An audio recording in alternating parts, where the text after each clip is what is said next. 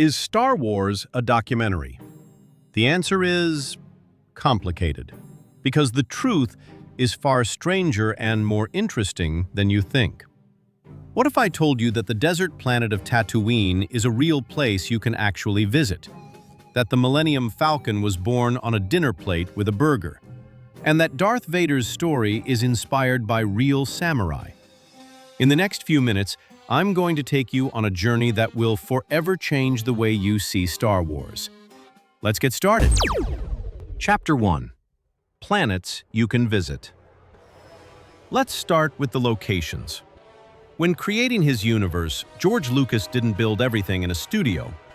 He searched the Earth for places that looked like they were from another galaxy. Number 1. Tatooine. You'll have to imagine the twin suns, but everything else? That's Tunisia in North Africa. Luke Skywalker's home is actually a traditional Berber house in Matmata, and the town of Mos Espa is a film set that you can still visit in the middle of the Sahara. Remember the forest moon of Endor, home of the Ewoks?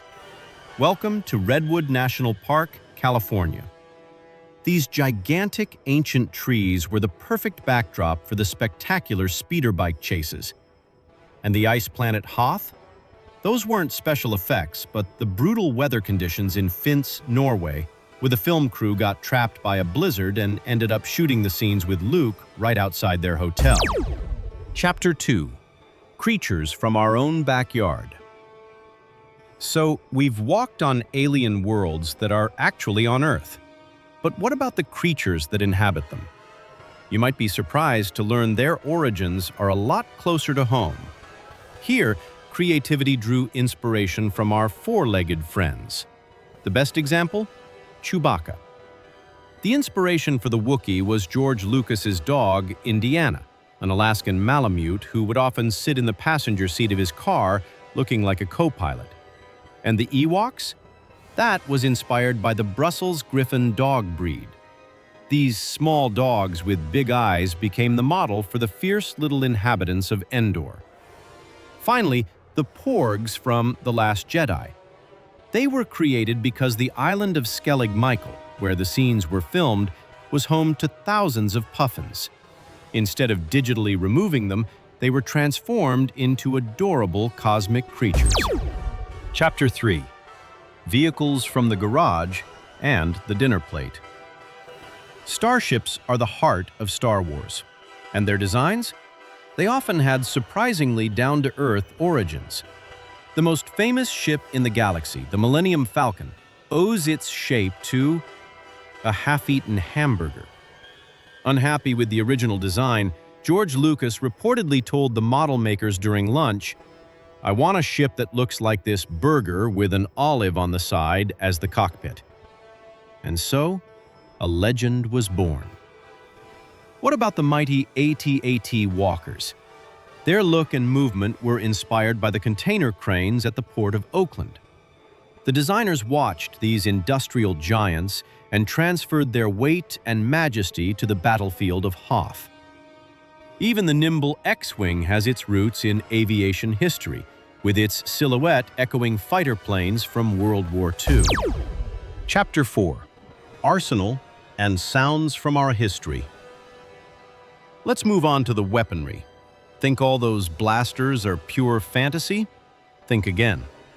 The iconic E-11 Stormtrooper blaster is actually a British Sterling L2A3 submachine gun from the 1940s. And Han Solo's trusty DL-44? That's a German Mauser C96 pistol from World War I. The creators simply repurposed these battle-tested, iconic designs for a galaxy far, far away. And the sound? That legendary roar of a TIE fighter? It's not a synthesizer. It's a combination of an elephant's roar mixed with the distorted sound of a car driving on wet pavement. Brilliant and simple. Chapter 5. Characters and conflicts from the pages of history. Finally, the story itself. It turns out that even the great galactic conflict has its roots right here on Earth. George Lucas was a huge fan of Akira Kurosawa's films. That's why Darth Vader's costume is directly inspired by the armor of Japanese samurai. His helmet is a futuristic version of a samurai's kabuto. And the Jedi themselves, with their code and swordsmanship, they are echoes of the samurai's path. The Galactic Empire, with its aesthetic and the name Stormtroopers, is a direct reference to Nazi Germany. Lucas wanted to show how a democracy could transform into a dictatorship, drawing from the dark pages of our own history. As you can see, the Star Wars galaxy is much closer than we think. From real deserts and forests to dogs and birds to historical weapons and the echoes of real wars. George Lucas created a unique world, but its roots are planted deep in our reality. So, which of these inspirations surprised you the most? Let me know in the comments below. If you enjoyed uncovering these hidden connections, hitting that like button lets me know you want more deep dives like this.